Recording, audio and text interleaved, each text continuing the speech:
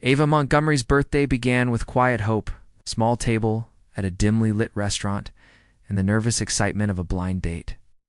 But the moment her date slid into the chair across from her, his smile faltered.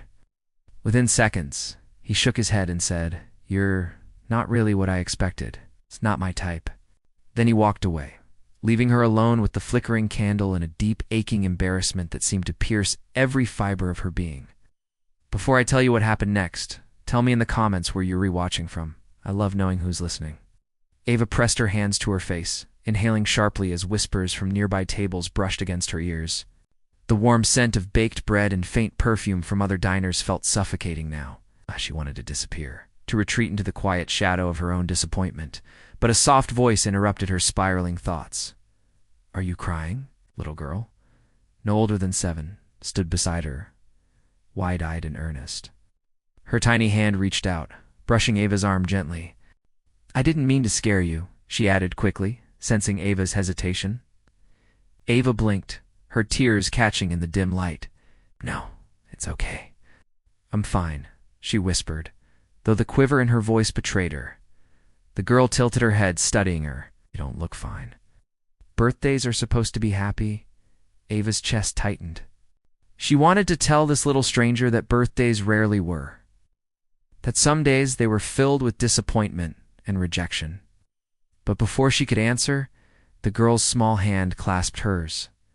"Can I ask you something?" the girl said, her voice barely above a whisper. "It's really important." Ava's curiosity nudged at her grief. "Of course," she said softly. The girl took a small breath and looked straight into Ava's eyes. "Can you be my new mom?" The words hit like a quiet explosion. Around them, the chatter of the restaurant seemed to dim. Ava's heart skipped, her mind scrambling to reconcile the innocence of the question with the weight of the loss it implied. "My mom. She's in heaven," the girl explained, pointing toward a man sitting quietly at the far table. "My dad said I could ask, and you smiled at me, even when that man was mean to you." "I want you to be my mom." Ava's hands trembled. She wanted to speak, to reassure the child, to vanish. But she didn't move. The room was alive with murmurs of other diners who had stopped mid-bite, sensing the fragile tension, the moral gravity of the moment. The man the girl had pointed to now rose from his seat, concern etched across his face.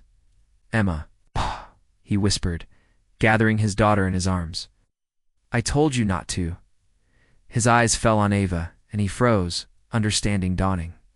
"I'm so sorry," he said. "She didn't mean to." The girl shook her head, serious beyond her years. "You're lonely, Daddy." "She's not lonely." Ava's chest ached with the raw beauty of their connection. She looked from the girl to the father, whose eyes were soft now, vulnerable, revealing a quiet grief and longing. "I'm Marcus," he said, extending a hand gently toward Ava. "Ava," she replied, her voice catching. A hush settled over the small table. Their conversation, tentative at first, gradually unfolded into something warm, human, and entirely unexpected.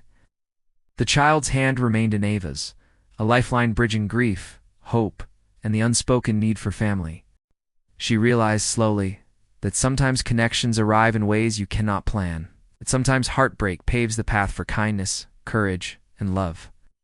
Emma chattered on about school, cartoons, and the family she imagined with Ava. Marcus listened with quiet gratitude, his eyes holding a depth of respect and unspoken apology.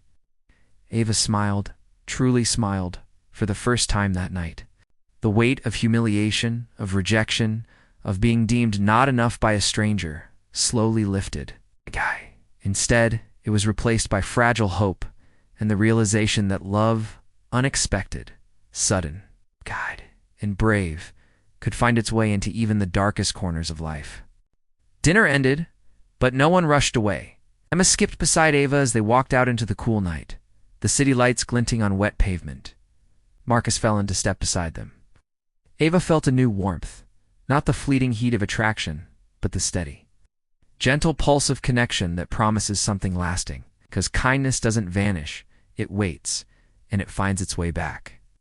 And as Ava held Emma's hand, watching the child's small face light with joy, she realized that a night that began in rejection had become a doorway to family, to laughter, and to hope she thought she had lost forever. Thank you for listening. If this story moved you, share your thoughts below, subscribe for more emotional cinematic stories, and remember, your voice matters.